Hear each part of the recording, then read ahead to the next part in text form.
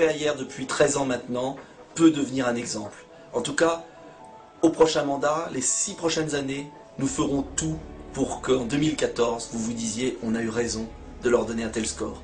Merci à vous et maintenant au travail.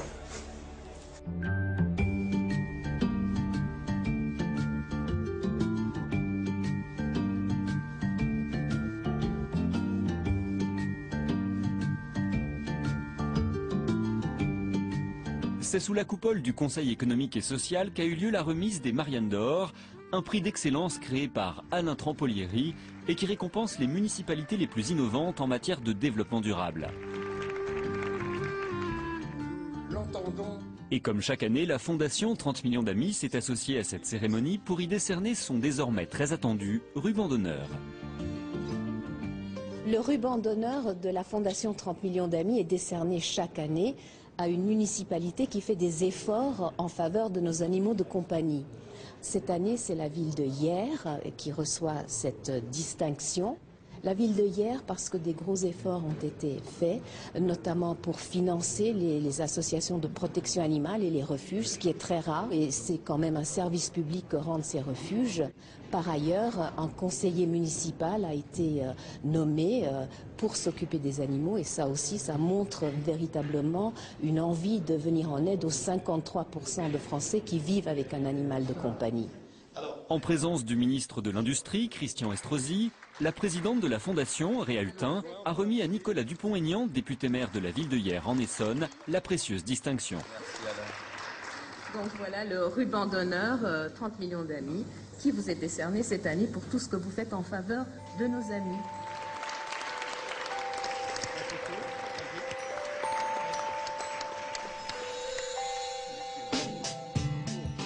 Quittons Paris pour rejoindre la ville de Hyères, lauréate de ce nouveau ruban d'honneur.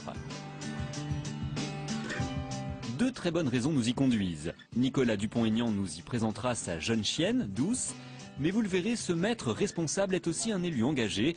Le député maire nous fera découvrir sa politique d'accueil des animaux dans sa ville. Quelques exemples. Ces vaches écossaises arpentent les bords de l'Hyères, la rivière qui traverse la ville, pour y entretenir les espaces verts. Une initiative très écologique. Cette brigade équestre, créée il y a 10 ans, est désormais incontournable dans les rues et les parcs de la ville. La municipalité a également signé un partenariat avec l'association L'École du Chat Libre et la subventionne afin d'aider à la stérilisation des chats errants.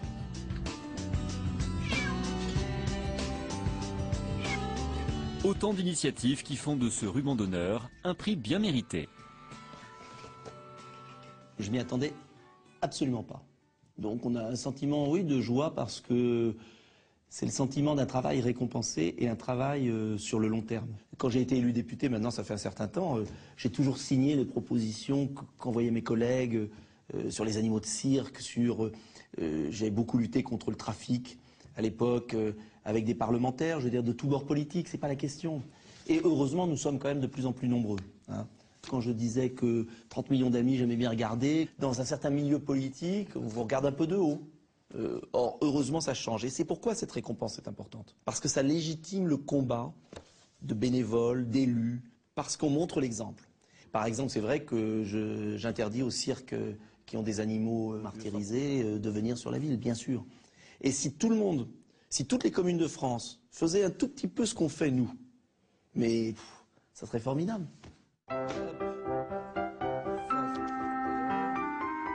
Sensible depuis toujours à la cause animale, Nicolas Dupont-Aignan n'a que très récemment succombé au plaisir de partager son quotidien avec un animal de compagnie. Et lorsque Douce, sa petite Westie, a débarqué dans sa vie, toute l'équipe municipale a vu Monsieur le maire changer. Ça le rend beaucoup plus joyeux, je crois. Il est heureux. Je crois qu'il a accompli un rêve et je crois qu'il a comblé un manque. Et ça se sent, oui. Il y a une petite métamorphose, je ne saurais pas dire où exactement, mais il y a quelque chose qui s'est passé, c'est un fait réel. Moi, j'ai eu des réactions étonnantes. Monsieur le maire, mais comment vous pouvez caresser votre... Enfin, comme si un maire était quelqu'un de différent. Je dis, j'ai pas honte de caresser mon chien et de l'appeler Doudouce, viens me voir. Pourquoi aurait-on peur de montrer des sentiments? Je pense que cela a dissuadé beaucoup d'élus qui n'osent pas simplement être eux-mêmes. Alors moi, on m'a dit, tu vas être ridicule de venir à l'Amérique, ton chien, etc. Je dis, j'en ai rien à faire, je m'en fous, tant pis, ils me prennent comme je suis. En quoi serais-je ridicule d'exprimer une émotion, une affection cela n'enlève rien à personne. Moi, ça me fait du bien, ça fait du bien à ma famille, voilà. Ouais, là, je crois qu'elle veut sortir. Bon, on sort. C'est la difficulté, c'est quand vous êtes en rendez-vous à la mairie, vous avez une réunion super importante et vous avez le chien qui vous gratte, ça veut dire je veux sortir, c'est un peu difficile. Voilà, bon, mais il faut s'organiser. Allez, on descend 5 minutes.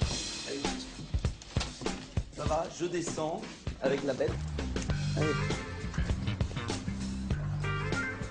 Voilà, et ça lui fait du bien. Et moi, ça me fait beaucoup de bien. Vous savez pourquoi? Parce que pendant 5 minutes ou 10 minutes, il n'y a pas de téléphone. On m'embête pas. Et tout à coup, ça me permet de réfléchir. Donc finalement, au début, je me suis dit, ça va être un handicap, comment je vais faire, etc. Et ça me fait beaucoup de bien parce que ça me fait sortir de ce bureau. Il faut respirer. Et c'est ça qui est sympa. Alors le problème, c'est que parfois, elle se tire un peu et qu'elle n'obéit pas encore tout à fait. Parce qu'elle accepte moi. Ouais. Allez, l'autre. Hop. J'avais jamais eu de chien auparavant. J'en rêvais quand j'étais petit. C'est pour ça que j'ai cédé à la demande de ma fille et puis quelque part à moi-même. Mais c'est cette présence muette. Et tous ceux qui ont un animal domestique, je pense, le ressentent pareil que moi. Et... Ah, je ramasse. Parce que ça, j'y tiens. J'emmerde tellement les gens. J'ai découvert, en ayant un, que c'était rien à faire. Et je suis scandalisé que dans ma ville, j'ai d'énormes problèmes. Et je vais être d'autant plus sévère que maintenant je sais que c'est rien. Alors les gens vont m'en vouloir, mais on va être impitoyable parce que c'est dégueulasse. Et souvent les chiens ne sont pas acceptés dans des parcs, etc. Tout simplement parce qu'on n'a pas l'esprit civique. Et s'il y avait l'esprit civique, les chiens seraient beaucoup plus acceptés dans la ville. Allez, allez, faut aller bosser. Une cohabitation harmonieuse entre ceux qui ont des animaux et ceux qui n'en ont pas, c'est la mission de Jean-Claude Danelli, fraîchement nommé au poste de conseiller municipal chargé de la condition animale. Une telle nomination est une première en France. Les gens sont en colère, à juste titre. Non mais c'est dégoûtant. Et je pense qu'on a vraiment une campagne d'éducation, relancer nos petits sachets, tu sais les trucs qu'on avait mis, mais les gamins jouaient avec. Enfin, il faut qu'on fasse quelque chose là-dessus, ça c'est le premier point. On fait plein de choses bien sûr pour la population, mais au nom de quoi on ne devrait rien faire pour les animaux. Et Jean-Claude avait toujours des bonnes idées. Il a monté une association, l'école du chat libre, qui protège les chats, stérilise, les soigne. Le soir, ils vont avec son épouse et des membres de l'association récupérer des chats et les sauver. Et on lui doit le refuge pour chiens, on lui doit beaucoup de choses de faites en ville, notamment par exemple sur nos chevaux. C'est grâce à lui qu'on a un super paddock, qu'on a refait les travaux, qu'on a l'écurie, qu'on a voilà tout ça. Les vaches écossaises, c'est pas lui, c'est Catherine de Grave, les vaches écossaises, mon adjointe à l'environnement. Bref, on a fait plein de choses. L'animal doit tout avoir sa place, même s'il y a des inconvénients, mais c'est à nous à ce moment-là de le canaliser et de faire en sorte que ces nuisances soient minimes. Voilà. Par exemple, vous avez un beau jardin comme à Caillebotte, vous pouvez mettre des arbres, des belles fleurs, c'est formidable, mais s'il n'y a pas un animal quelconque, un paon par exemple, vous voyez, ça ne donne pas la vie, ça ne donne pas vie à ce jardin. Le développement durable, c'est vivre en harmonie avec la nature et donc vivre en harmonie avec les bêtes, qu'elles soient sauvages ou de compagnie. Ça veut dire qu'on a un énorme défi, on a racheté des terrains sur les bords de l'Yerre, on a l'idée de faire une sorte de parc naturel régional au cœur de l'agglomération.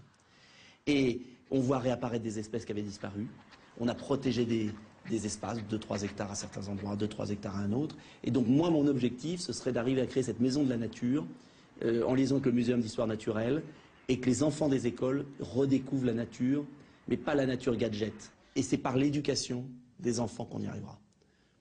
C'est la seule solution. Grâce aux animaux, la vie ailleurs est résolument plus douce. Et ce n'est pas douce qui dira le contraire. Bon, on va faire ça. Quant au 13e Grand Prix de l'environnement dans la catégorie ville, c'est hier qu'il l'a remporté pour un projet de traitement des eaux usées.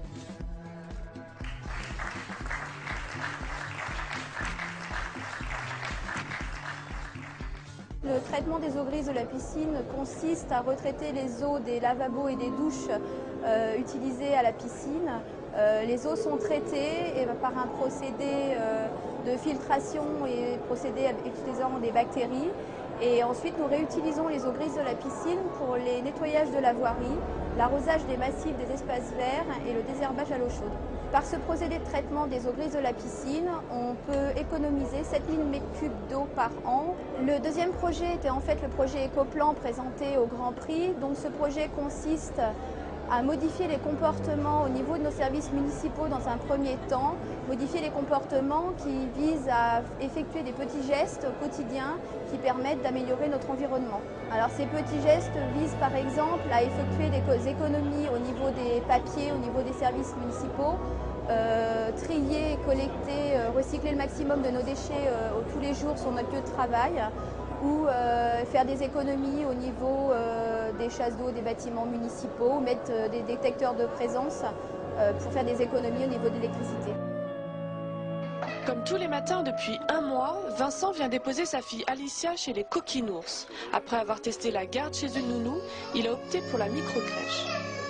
Pour nous, c'est vrai que la collectivité, c'était important, qu'elle apprenne à vivre en collectivité avec d'autres enfants, qu'elle les voit évoluer. Et puis, on savait comme elle aimait déjà le contact des autres enfants, on s'est dit que ce serait une bonne solution pour elle. Les parents paient le même prix que pour une place en crèche municipale classique. Mais l'avantage ici, on n'accueille pas plus de 9 enfants, soit 3 enfants pour une assistante maternelle. Chez les Coquinours, ils ont entre 3 et 18 mois. Le mode de garde collectif en petits groupes leur est particulièrement adapté. L'objectif, c'est effectivement de les préparer en douceur, progressivement, en répondant dans un premier temps vraiment au rythme de l'enfant, qui va progressivement prendre suffisamment de repères et d'assurance pour lui permettre effectivement d'approcher la vie collective avec ses impératifs. Plus conviviale, la microcrèche coûte surtout 2 fois moins cher qu'une crèche collective.